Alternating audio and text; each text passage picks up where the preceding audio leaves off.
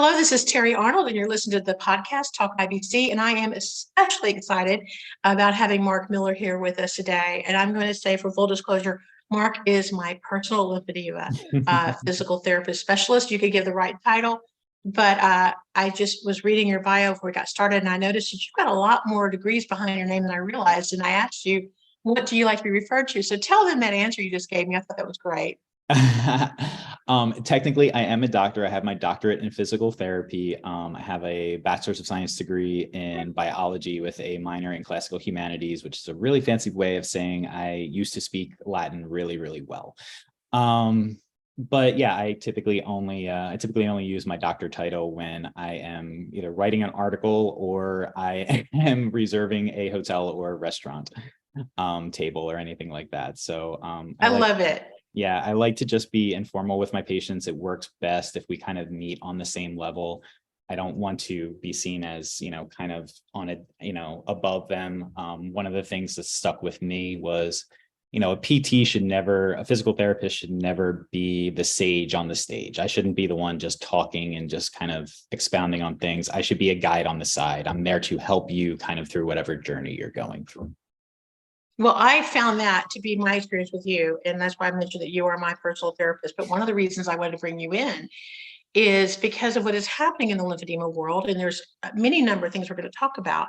But sometimes I try to relate things to my personal experience. I hate the word journey. It sounds like you're going on a trip with a happy ending. And I feel like I've had a happy ending. I'm well. But when I look back, my arms swelled. And then 2 days later, my breast swelled with inflammatory breast cancer. So I presented with lymphedema from the beginning, and I noticed something different. My major in college, by the way, was physical therapy. I didn't finish. I ran out of money, but that's been very much my love. And they were working so hard to save my life. We weren't focused on the lymphedema because I was really in a lot of trouble. Now, 15 years later, lymphedema is still a part of my life, but I'm in a good place. This is a conversation that's not talked about enough. So I would like you to explain to people who might not know what lymphedema is, what it is, why it happens, and then what we can do about it, and also some of the progress that we've seen in care. Like, I've been very open about all the surgeries I've had, but there's a lot of things you can do other than that. Hopefully never needed surgery, but still there's some very exciting things happening in this realm. Yeah, so just to break it down in its most basic form, lymphedema occurs when there's damage to the lymphatics. There's multiple stages of it. There's multiple levels of it. But anytime that there's trauma to the lymphatic system, which is really a fluid transport system, your cardiovascular system dumps about 20% of the fluid into your tissues per day. And it's the lymphatic system's primary job to pick up that 20% and give it back to the circulatory system. When you have a trauma, as well as being a certified lymphedema therapist, I'm also a trauma physical therapist at a trauma center up in Spring, Texas. So it can be due to a trauma, it can be due to a surgery, axillary lymph node dissections, sentinel lymph node biopsies. It can be due to radiation, or it can be due to invasion of disease, which is kind of what you described as that was your first sign. And when that happens, when the lymphatic system is damaged or blocked or it's somewhat compromised, the fluid tends to back up in the tissues that would normally be picked up by the lymphatics. And that's when you get to see an arm or a limb swell like that. And it's my job as a certified lymphedema therapist to try and reduce that limb back down to its original size if possible, and to educate, which I see as my primary job, and to help the patient maintain the size of their limb at the absolute best that they can achieve, whether it's through conservative measure or pre and post-surgical measures. One of the things I found difficult is my arm started to swell, and I know you can have swelling of the legs. I have a friend who had ovarian cancer. She has lower body swelling that she has to work on. People kind of dismiss it as sort of a cosmetic issue, or if you lose a few pounds, it will go away. But I've learned so much in this time. I mean, the lymphatic system doesn't have a pump like a heart. It's more of a flow. Mm-hmm. But also I started learning that chemotherapy one of the doctors who did my recent surgery was explaining to me with this nodal transfer that chemotherapy weakens the walls of the lymphatic system, the veins, I guess you call it, and then it seeps out. And so it's not just a flow. There's a lot of finite stuff to this. There is. And so there's things that you can teach people. And I didn't know there was classes of lymphedema. It's like there's stages of cancer. They call it classes. So do you want to describe some of those classes and then help people kind of understand what they maybe can do to be proactive? Because I know they say only 30% of women who get breast cancer get lymphedema. But what we're realizing is a significantly higher amount of women who have inflammatory get lymphedema. Yeah. And then you can get lymphedema later. Yeah. Too. It's not an instant thing always. Yeah. So, the statistics, I mean, depending on which resource you're going through, you'll see statistics of incidence of lymphedema anywhere from 2% to 81%. So that's a really, really wide range. If you're just taking breast cancer as a whole, the incidence rate is usually described as somewhere between 20 to 30%. Which makes you think it's not a big risk. Right. And inflammatory breast cancer, it's closer to 50%. That's risk. What I've heard. Yeah. So it's definitely more of an issue in patients with inflammatory. It's much more common. As far as the stages go, so we have like stage 0, which is when the lymphatics have been damaged, but you're not showing any signs yet. So this is typically, I describe this as kind of immediately post-op. We have taken some lymph nodes out. We have damaged the lymphatic system. However, you're not showing any signs. You're not swollen. All your tests look good. You're not feeling any heaviness. You're not feeling any swelling. You're not feeling anything in the arm or anything like that. Stage 1, the next stage 1 is when you start to actually see the signs. So your arm may feel heavy. Your arm may feel swollen. It may start feeling tight. You may start to have some swelling. Your bracelets, your rings might not fit quite right. But the good news is about this early stage, and this is where if we're going to catch something, we always want to catch it as early as possible. This is where physical therapy and conservative measures can really, really do the most amount of good in this stage 1, because this is reversible. We can take that swelling, say you have a 2 centimeter difference in one side versus the other, or we deal a lot in volume differences. This arm is a certain amount bigger than this arm. If you have like a 10 or 12% volume difference, if it's still in stage 1, we can reverse that all the way back through conservative measures. Those conservative measures being lymphedema massage, bandaging, exercise, education, things along those lines. Would you use a pump at that point, or would you wait to use a pump at a higher stage? The pump is a great tool. And the way I view the pump is, Terry, you've gone through, reduction a couple of times. You know the difference in between what the massage does, the actual manual lymph drainage that we do with our hands, versus what the pump does, which is very kind of straightforward. The pump does this. And the difference I always explain between the massage and the pump is that the pump is not educated. The pump's kind of dumb. Okay. It's kind of like monkey flips the switch. The pump, you turn on the pump, it does the same thing. No matter if your arm feels heavy, light, it feels a little bit more swollen, it feels a little bit less swollen. Our hands are a little bit smarter. Okay. We can feel the quality of the tissue. We can feel where you might need a slightly heavier pressure. We can feel where you might more additional time in that area to flush out the lymphatic vessels and everything like that. The pump is a great tool for maintenance. And that's typically when a patient has gone through conservative measures. Their arm has swollen. They've gone through the bandaging. They've gone through the massage, and now they're in a maintenance stage. Their arm is no longer reducing. We've either gotten them back to their original size, or we've gotten them as close as we're going to get. Now we try to keep them there. And the best 2 ways that we keep them there are through garments and also through the pump, because at that point, you don't need as specialized different areas and everything like that. Right. The pump can just do its job to keep it there. Well, that's good to kind of qualify that. So you did 0 and 1, so now we can do 2 and continue. Yeah. So when we go into 2, it's no longer reversible. The odds of getting it back to its original size with just conservative measurements is not possible at this point. The actual tissue has changed. And what the tissue has changed into is a fibrofatty tissue. And that's a really, really fancy way of saying that the fluid has seeped into the tissues. That fluid has caused an inflammatory response. The same way if I bang my elbow on the table and my elbow swells up, the lymphatic system would normally take up that fluid or something along those lines. When that fluid sits there, it creates scar tissue, though. It creates this hardened tissue. And that's when the Is that what's weeping out too, out the walls? So that's a little bit later. That's a little bit another well, class. We'll get to that then. Yeah. But yes, it's that same fluid. It's that lymphatic fluid that is literally, the pressure is so great that it is actually going in between the cells of the skin because it has to escape somehow. At this particular point in time, the standard is still bandaging and reduction with manual lymph drainage and then going into another state. But people typically have a slight asymmetry at this point. Their arm might be a little bit bigger. Sometimes it's noticeable just to them, and you would look at them, an uneducated eye would look at them and say, hey, you look great. Everything looks good. Your physical therapy must have went really, really well. And other times we can't get them all the way back, but we do our best. And there is a slight asymmetry.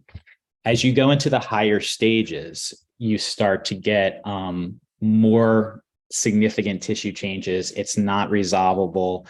There's less fluid in the area. And that's kind of the main difference in these earlier stages and these later stages, that it goes more from a fluid problem where the arm has swollen more to a fibrofatty problem where that tissue has now gotten so hard and so fibrotic that the bandaging and the lymphedema treatments that we typically have are no longer really working.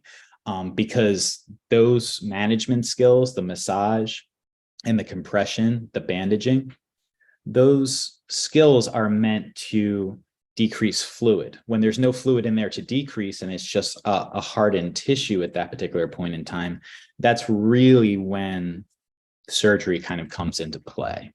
That is something I've explained to people when they tell me, well, can't you do more massage? Can't you do from me? Because it wasn't working. My limb was getting bigger. And they were like, well, can't you just keep massaging it? It's like, it's not like on a road that has construction delay. I'm on a road that's closed. Exactly. I can massage all I want. And I know you can direct the fluid and it will create new pathways. Yes. But when my stuff in my arm got so hard, you couldn't redirect the flow. I have a closed road. Yes. Some patients, we're very, very good where I work. I work at MD Anderson. We're very, very good there about really, really measuring. I mean, every time somebody comes into the clinic, they get measured, whether it's with a tape measure, whether it's with a piece of equipment that tells us different data, whether or not we're feeling the arm and seeing how the quality of the arm is and everything like that. And that's really kind of how we tell, like, we have reduced this arm down to its minimum size that it's going to go. We've taken it as far as we can take it. And, sometimes the patient's happy with that. I've had patients come in with very, very, very, very large limbs, 2 to 3 times the size of the other side. And we've reduced them down to where it's only about like maybe 25% bigger. And I say, do you want me to refer you out for surgery? Do you want to meet with the plastic surgeon and everything like that? And they're like, look, my arm, it has not been this great in 5 or 10 years. I feel fantastic. I can do everything I need to do. I am good. And they're fine. I definitely understand that mentality. I don't mean to cut you off. I understand the mentality because people don't realize how heavy this gets. I mean, when I had one of my surgeries to do, and I'd like to talk about some of the surgery too, but also the maintenance and the evolution of what I've seen. Like, I was diagnosed 15 years ago, and how much has changed in these 15 years, but how many more things are available, but also just even the system, like used to be the physical therapy lymphedema department, you went across the hall, down the street kind of thing. And they brought it all into the breast center. I think it's a much more proactive, cooperative relationship now. And I love seeing that, and the equipment and the things that I was looking at that were viewed as major experimental that I have had the benefit of having those surgeries. But I can tell you, when they did one surgery on my arm, I got out of the hospital the next morning. I asked my doctor, did you throw anything away? And he said, what are you talking about? I said, I weigh 7 pounds less. my arm was so heavy. I always kind of joke, my mom is so big, but my arm was so heavy that I weighed 7 pounds less. And I stayed weighing 7 pounds less. That's how much fluid, and I believe it because my arm is so big. And I've learned how to dress to hide it. And I deliberately wore this shirt because I feel very fancy because I'm wearing something that I call a sleeve garment. It's got 2 sleeves and there's a seam that goes up and down. It's not a bat wing. It's not something where there's a big hole. I can actually get my arm inside the sleeve. But look at this side. Look at this side. There's a lot of slack. Yeah. But I couldn't wear something like this. And people think that it's just a cosmetic issue. It makes you feel bad about your body. No, it hurts. It makes it hard to dress. It makes it hard to sleep. It makes it hard to do tasks because your arm is so heavy. I'm the most right-handed person in the world. Housework is difficult because chopping and doing and things are difficult. I always felt kind of icky, like I was getting sick when the fluid would be heavy. And I always called it rancid mosquito water. It's just in there festering. And cellulitis is a real threat as lymphedema gets more serious. So it's not, I don't want women to feel like, oh, it's no big deal. You're being vain. It's just a vanity body issue thing. Or honey, lose a few pounds. Because I can tell you, I know I'm overweight. The more I exercised, the more my arm swelled. And so I had to pick how I wanted to suffer. Because, you're getting hot, you're sweating, your body can't move that fluid. And then I had to pick how I wanted to suffer. And people say, well, just keep cool. I live in Texas. It's not possible. I walk outside to check my mail and my arm is huge from that little quick sweat, So I love what you're talking about when someone could say, I'm good here. I understand that gratitude of I'm good here. But one thing I want to talk about is there's so much more we can do to help people. But sometimes there's a lot of hurdles. Location where they live, they can't get to a place like you at MD Anderson. It's got these special things, or sometimes insurance things. And there's some new laws that have come into effect that hopefully be helpful soon. We can talk about, but continue on about this because I really see women suffering unneeded, wearing a sleeve that's 2 years old. Those things are elastic. They're not good after about 6 months. Yeah. So it's an exciting time in lymphedema right now, actually. There was a law that was put forth a long, long time ago. It was passed by the House in November of this past year, 2022. It was signed into law 2 days before Christmas, which is fantastic. And it's going to start January 1st, 2024. And this has been a long time coming. You mentioned the hurdles of kind of care that people experience. One of the major hurdles that we always deal with patients is that finances are not, infinite. People can pay for this, they can't pay for this. The old story about, a person on Medicare trying to decide which medication they want to get this month because they can't afford both. What a lot of people don't know is that Medicare up until next year does not pay for any garments for lymphedema. They will pay for the massage, which is interesting. They'll pay for the person to continue to come to physical therapy, but they will not pay for the garments to maintain the gains that the patient gets in physical therapy. And it's interesting because people might say, well, why do we care about what Medicare pays? I'm not a Medicare patient. But what we find is that sort of the litmus test to force the Blue Cross Blue Shields, Aetna's, whoever, to look at what they should cover. Is that a fair thing to say? Yeah, most insurance companies take recommendations from Medicare. Okay. That's not to say if Medicare covers this, that every other insurance company is going to cover this. And every insurance company is a little bit different. And I've spent, a lot of time trying to explain, to patients, okay, you need to call your insurance company. This is exactly what you need to ask them. I will literally write it down on a piece of paper. Ask them if they will pay for this. Ask them if they will pay for it if it's billed like this. Ask them if this number is acceptable, because it's so specific. And insurance companies, some are great and they'll pay for as many garments as you need as long as the doctor signs off on it. And that's where the Medicare law is right now. As long as you have a doctor's prescription for a compression garment, Medicare will pay starting January 1st of next year. And I want to say something about this because Yeah. you helped me with something. Like I did not know that my insurance company has what they call patient navigator. And so I called my insurance company and I asked for patient navigator because I've been wearing lymphedema sleeves for 15 years. And I knew I could get two. I could order two.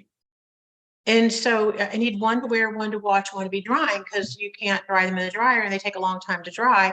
Yep. And you need to wash them where, and it sounds like ridiculous, but people, you're supposed to only wear them one day, which I found hard to deal with only having two.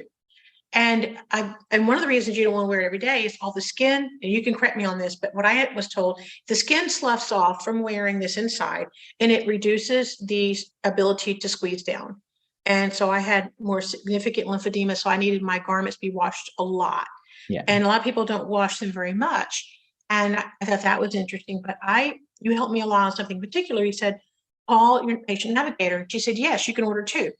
And I said, well, okay, I want to order two. And she goes, well, when do you want to order more? And I went, what do you mean when you can order more? She goes, you can order two at a time, as many times as you want. I went, wait, what?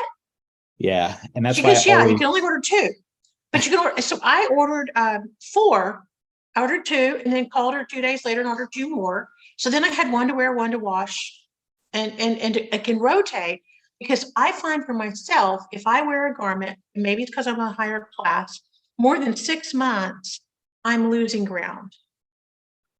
Yeah. So we can talk about garments right now. I think it's probably a good time. Garments are complicated. And there's a lot of kind of stuff out there about garments that people know and people don't know. The garment that you're wearing right now is— I'm wearing a Jokes comfort sleeve with the elbow. It's a custom flat neck garment. What you are in is the gold standard right now. That is what we absolutely love and would love to have every patient in if possible. Okay. We've had a lot of luck with this particular garment, maintaining the size of arms over prolonged periods of time. But like anything else, garments are very specific. You say that you get approximately 6 months out of a garment. By the 6-month mark, you're pretty much shot if you have two and you're alternating. And just to briefly go back on what you were kind of saying about the garments and their lifespan. Okay. It is important to wash the garments every day to every other day. Again, because of the oils that are seeping off of your body, getting into the garments, starting to break down the elastin, things along those lines. But also the washing is actually good for the garment. It actually helps reset the fibers. When a garment is a little bit too tight at a certain spot, and most of the time, if we're doing a custom, it's tightest at the wrist. When it's too tight there, we tell our patients, wash it in cold water and stretch it over something for a week to 2 weeks, because without that washing, the garment will stretch. So think about your friend who does this, who goes on 2 weeks without washing their garment, and then they wash it and it doesn't bounce back the way it should because it's stretched out. Typically we use custom garments and we typically use flat knit garments. The main difference between the custom and the flat knit is the off-the-shelf garments that a lot of people get. They'll buy them on Amazon or something like that. They're much thinner and they're sewn in rings, kind of like this. So they stretch very well up and down, but they also stretch very well side to side. The flat knit garment that you're in right now, it's important to have a garment like that to maintain the arm a lot of times, especially after going through reduction and with higher classes of lymphedema, because it's sewn in sheets like this. So it stretches well up and down, but it does not stretch much side to side. It maintains the size of the arm or of the limb a lot better. Well, I know for myself, if I don't wear a garment, I lose ground. Even with all the fantastic work I've gotten done with the massage and the therapy and the surgeries. I've had every surgery that's literally available for lymphedema. I just had the nodal transfer, which, I have a cut here that you could barely see. I have a cut in my wrist you could barely see, and it's had some success. But I had gotten all the way up to showering coming out to class 4, which was unusual. I cut you off on that because I know we're getting out of time soon, but we still got another good 15 minutes or so. But the garments, I think, is the place where, I don't want to say patients fail, but I don't think we know enough how important a garment is to our care. I know a massage does feel good, and I can feel the flow, and I can feel it. I run to the bathroom and have to pee like a horse because that's moving. And that And is if you're not, that is the sign of a good MLD massage. If you have to I pee tell them in afterwards, you that moved a lot of fluid. you will lose that fluid. And if you're not having to run to the bathroom afterwards, or like if I go swimming, I have to run to the bathroom afterwards because that pressure does the same thing for me. Mhm. And I know things are working. But I can tell you, I don't think we know enough the importance of the garment, wearing the garment and having the right garment. And I think we get discouraged because we can't all, and jokes is not always the most comfortable because it's It's more not. medical and stiff, and there's cute, pretty ones out there. And maybe you can wear that for date night. But, to have a good quality garment might be the difference of you losing ground. So, Terry, you know that one of the main reasons why I am in the office with the plastic surgeon is to do garment fittings. So a lot goes into that garment fitting. Can you And talk about that system? That is a completely unusual model, which I am so excited about, having been a patient there so long, to see the change of what's happening. I'm hoping other places pick this up. So do you want to we give a are skinny on that? Yeah, we are very, very, very fortunate. MD Anderson is very forward thinking. The plastic surgeon I work with is very, very forward thinking. Go ahead and say his name. He'll love it. Dr. Cheverine.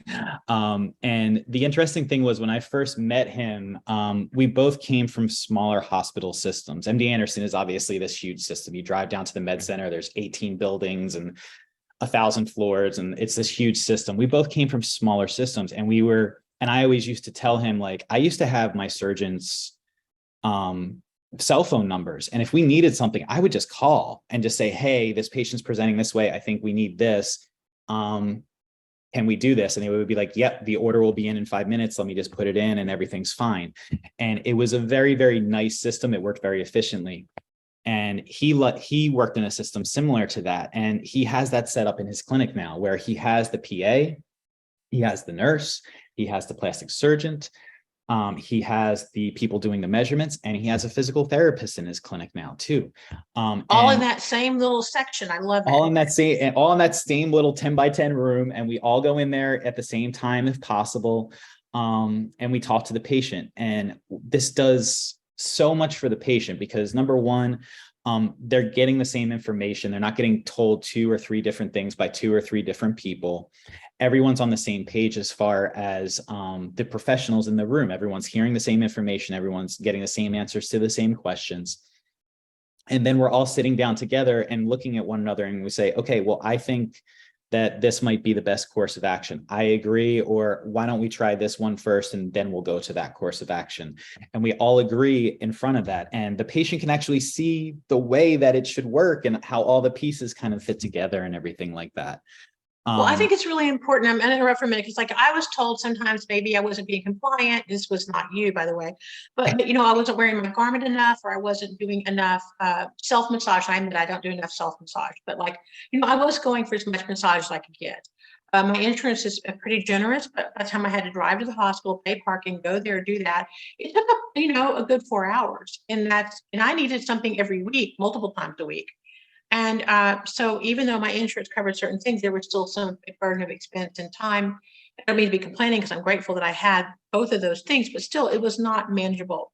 And then the garments did help to a limit, but I had blockage more. So like I said, the road was closed. And I remember how good it felt for me when all y'all were together and they're shooting this dye into my fingers and they're watching that green dye go. And then all of a sudden it hit tear, it goes, psh, Stops. and it's like, yeah, I could have been doing everything 24/7 and you can't open a closed road. And so all y'all were like, oh, let's do the next thing. yeah. And, from the ICG, which is the procedure that you're talking about, has been a great tool. And it's really kind of given us a lot of good information on why some patients do so well with the conservative measures, with the bandaging and the wrapping and the massage and all this kind of stuff. And while certain other patients don't do as well. And we sit there kind of scratching our heads being like, we're doing all the right things. We know we're doing all the right things, but this patient's just not getting better. From a physical therapy standpoint, from a professional standpoint, that's when it is our responsibility to put our egos aside and say, you know what, you need to go back. We need more information. We need that additional testing. We need somebody else to take a look at you. I Because always tell people, just do a few tests, back up the yep, big truck. Let's do a few tests. Because when it's not working, there's, I know so many patients that feel like I'm being told I'm not compliant. And I go, have they tested you? And they go, no. Go back and ask. And they go, I didn't know what could be tested. yeah. And, it's very easy for any physical therapist to jump to, oh, you're just not a compliant patient. You're not wearing your sleeve enough, or you're not doing your pump or something along those lines. But this is such a complex issue. It's not from point A to point B. It goes No. zigzag, up, down. It's got 14 different ways it could possibly go. So, And I want to say something, I'm interrupting again, I'm sorry, but I don't want to make it sound like the therapist or the doctors had ego. It's not that. I think as a cancer patient, and you and I have talked about this before, when I come in and you go, how you doing? I go, I'm fine. I'm on this side of the grass. I'm good. I'm alive. I don't want to tell you my arm is swelling. It hurts. I feel like a little whiny baby. I'm so grateful. So I think sometimes we don't ask enough, and then we tell you you're fine. Now I know you're a trained eye, and you can see that this and these arms are not the same. But the thing is, so I do think we don't want to complain, and I don't think we need to view it as a complaint. It's a acknowledgement of where we are at that moment. It's not a complaint. It's just an evaluation. yeah. And To say, hey, this isn't working and I need more help. yeah. And, that responsibility, part of that responsibility is obviously on the patient, to be honest and forthcoming with their practitioner, whether it's a doctor, a nurse, a PA, a PT, an occupational therapist, whoever it is. You should be honest. But, as a physical therapist, I see 8 to 10 patients a day, which might be on the low side for some PTs. If they're listening to this, they'll be like, I see 20 patients a day. I see 8 to 10 patients a day. I talk to people all day. That is my job. And when I get home, my wife is like, you don't talk that much. I'm like, I was just talking for the past 10 hours. I don't want to talk anymore. But we can sense when somebody is like, oh yeah, I'm fine. Kind of like when your spouse says, oh yeah, I'm fine. And they're not fine. Okay? Yeah, you're like, okay, we're in trouble. And, it's our responsibility to just not take that at fourth worth and to try and ask some questions and try to dig down and be like, okay, well, you're saying you're not in any pain. Is the arm feeling heavy? Is it feeling swollen? How is everything feeling? Like, how are your shirts fitting? How is your bracelet fitting? I noticed you don't have your wedding ring on. Were you not able to get it on? Just to pick up on those little things. It's also our responsibility to have that relationship with our patients. Obviously, certain patients you're going to get closer to than others. Terry, you and I know each other a lot better than I know some of my other patients. We've had long conversations, and we kind of know. I'm a question asker, and I'm always popping in there, so I wear everybody out. But I can tell you, it is so exciting for me to see the changes, and my quality of life is so much better because I am not in so much pain. I can do tasks easier. I can dress easier. I have more energy. Because think about it, when your arm is 7 pounds heavier than your other arm, that is a drag. Mm-hmm. I mean, literally a drag. And so, but I don't know how much you want to talk about the surgeries or not. Hopefully people can do things as maintenance. There's more things being done prospective, what do you call it? Proactively now when they do the mastectomy to maybe try to do some bypasses. But how much do you want to get into that? Or how much do you want to stick with? Or do you have any tips about, like, let's say you can't get a custom garment from Joe's. I know there are places you recommend. You can order things online that are good quality, that are more affordable. And I think that would be a good resource people have too. Yeah, I think the surgeries are great. They do a lot of good. The important thing is obviously, like anything else, to find a good surgeon, to find somebody who's done these multiple times and had good results. Well, can you name the surgeries? Because this is a micro surgery. So you find a good surgeon. One of the deals though is if this guy's great at gallbladders, he can't do this. But this is literally a micro surgery. What is it that the lymphatic is about the strand of a hair? I mean, it's quite tiny. So the microsurgeries that are done are typically done under a microscope. So the surgeon is looking at the TV, basically, that the microscope is projecting to. And it's typically done under 20 to 40 times magnification. So think about like when you were in grade school and you had the little thing, the little knob and everything like that, you're going 20 times to 40 times what the normal eye can see. Wow. So it's a very, very, very, very small microvascular surgery. We have a lymphovenous bypass, which is when we disconnect the lymphatic vessels and dump that directly into the circulatory system. Remember, the circulatory system is always the ultimate endpoint for the fluid and everything like that. So now you're just bypassing it going through the damaged area, basically. We have a vascularized lymph node transfer, which is basically taking lymph nodes from one area, whether it be underneath the jaw that you were talking about, or from other areas, and putting that in an area that it's needed. And that acts as a sponge and starts creating new lymphatic systems, new lymphatic vessels, and starts sucking the fluid out of the arm. And then there's also liposuction assisted debulking, which is that fibrofatty tissue that we talked about in the beginning of the podcast.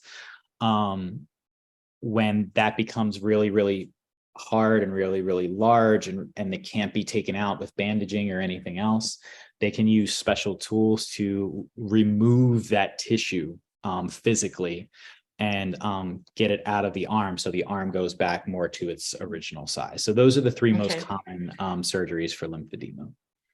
Now, also too, if someone's insurance won't cover a jobs or something like that, there are some places online that they can get supplies. I think it could be good for them to know about that.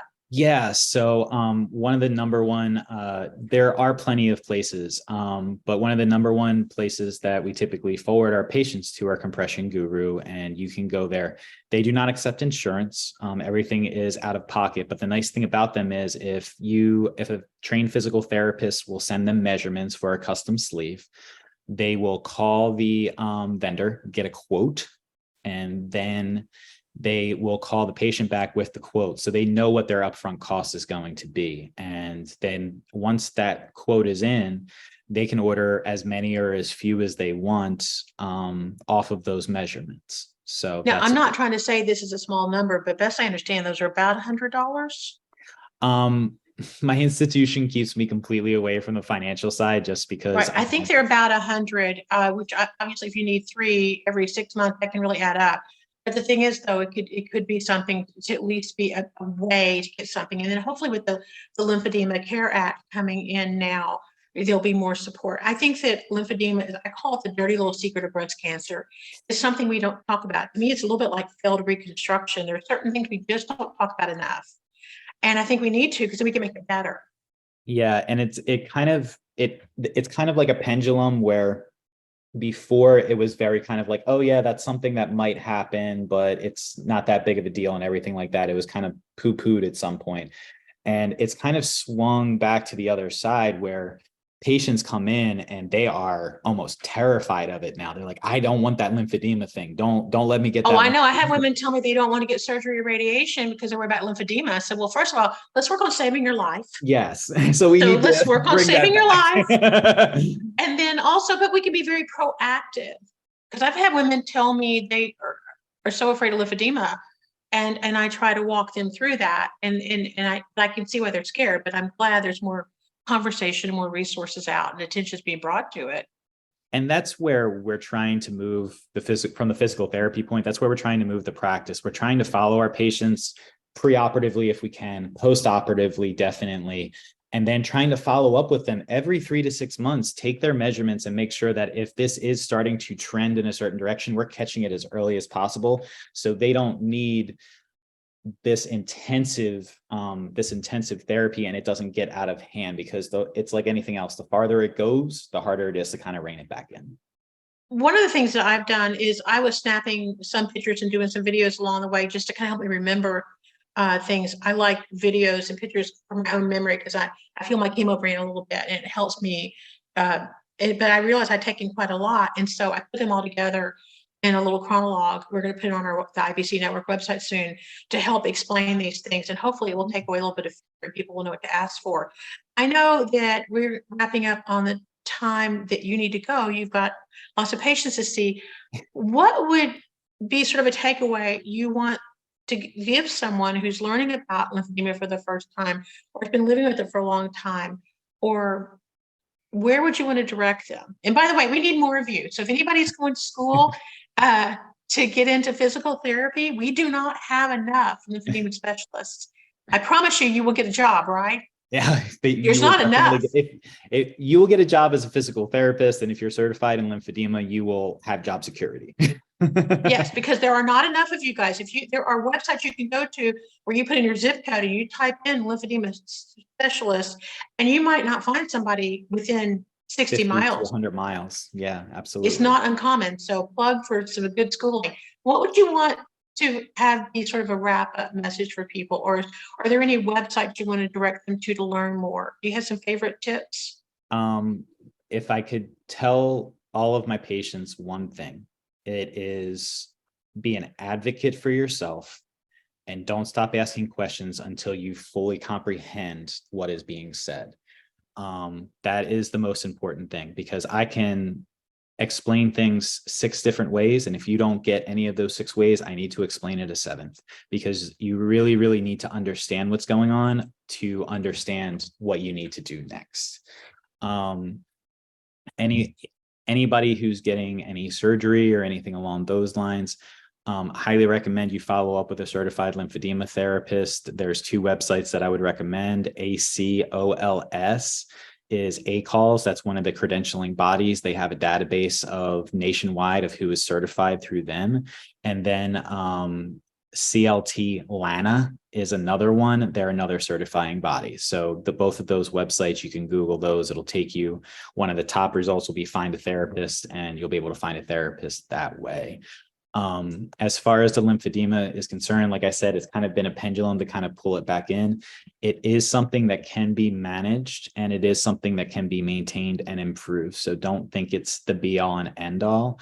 And then just the earlier that we get it, the better off we're going to be. And if you start to feel symptoms early on, 100% get hooked back up with your plastic surgeon, your breast surgeon, or your local therapist or somebody along those lines. And if you can't find anybody, Terry has my information. I am more than happy to, even just have a quick phone call or something like that with somebody who has a lot of questions, or a quick email or something like that. Whether I can direct you towards somebody I know in your local area, or if I can direct you in any direction, I'm more than happy to do that. I love that. And I know you mean it, and and I'll call you. So that's cool too. But and I tell people, my signature sign off when I first started telling people about inflammatory breast cancer, I was writing all these letters and trying to get people to pay attention. I'm telling this kind of scary message. I signed it hope always, and I meant it. And I mean it with everything I do. And I mean it with this too, because Cheverine labeled me as a class 4. It was viewed as major. You were talking about class 3 is being irreversible. I was literally the 4. I have a very manageable situation now. I've had to do a lot to have that, but also too, it is a manageable thing. And so I don't want people to give up. I feel like often women give up with this, and they don't need to. And I want them to get the best they can. And also men can get this too. Don't want to dismiss. It's not just breast cancer. You can get it, like lower body, different reasons that you could have this issue, but there is hope out there, and there are things that you can do to hopefully be better. And I'm grateful that you're sharing this information. Yeah. And, hope forward is always something, and then just pay it forward as well. I think you embody that in a human being, to pay things forward. You have been such a great advocate for inflammatory breast, for breast cancer in general, and for lymphedema. You are a rock star, and you deserve all the praise that you could possibly get. So yes, pay it forward and hope forward, I think, is a great way to kind of close up. Well, thank you very much. And I'm going to call you Dr. Marc Miller, even though the little thing on the course is Marc Bananas. So we now know his secret code name. But Dr. Marc Miller, thank you very, very much. And from my heart, what you've done for me as a patient, but also what you're doing by sharing this podcast with the community. So again, have a good day, and thank you. My pleasure. Thank you for the opportunity.